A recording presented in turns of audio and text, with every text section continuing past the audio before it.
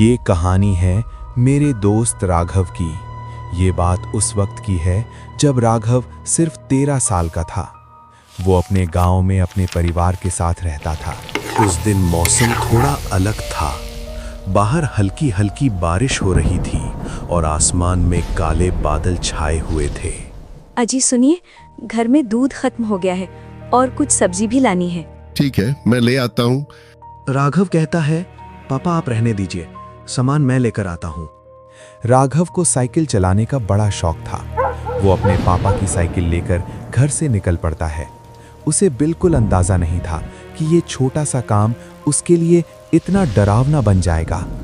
उसके घर से बाजार काफी दूर था और बीच में एक सुनसान रोड पड़ती थी जहां आमतौर पर भी ज्यादा गाड़ियां नहीं चलती थीं। लेकिन उस दिन पता नहीं क्यों वो रोड और भी ज्यादा खाली लग रही थी।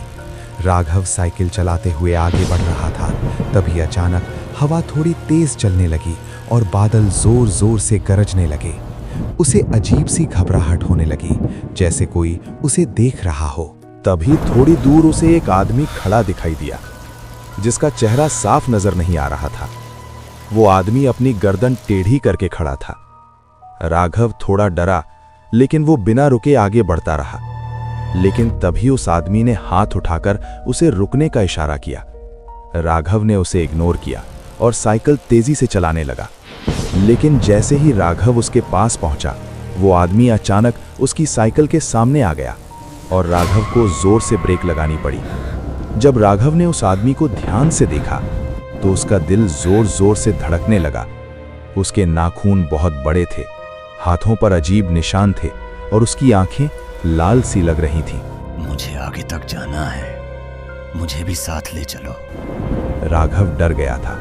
उसने धीरे से कहा, मेरी साइकिल खराब है, मैं पैदल ही जा रहा हूँ। मुझे तुम्हारे साथ ही जाना है।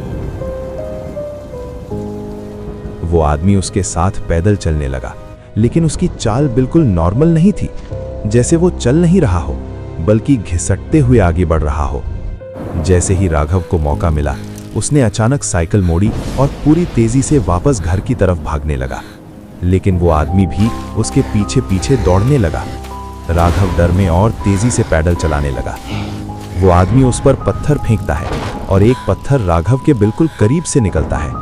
वो आदमी पीछे से जोर जोर से कहता है, मैं किसी को नहीं छोड़ूंगा, किसी को नहीं। राघव किसी तरह पूरी ताकत लगाकर अपने घर पहुंच जाता है। राघव डरा हुआ था, उसके माथे पर पसीना था। उसने सब कुछ अपने पापा को बताया। लेकिन जब उसके पापा उस रास्ते पर गए, वहां कोई भी नहीं था। उस दिन के बाद राघव ने उस आदमी को दोबारा नहीं देखा।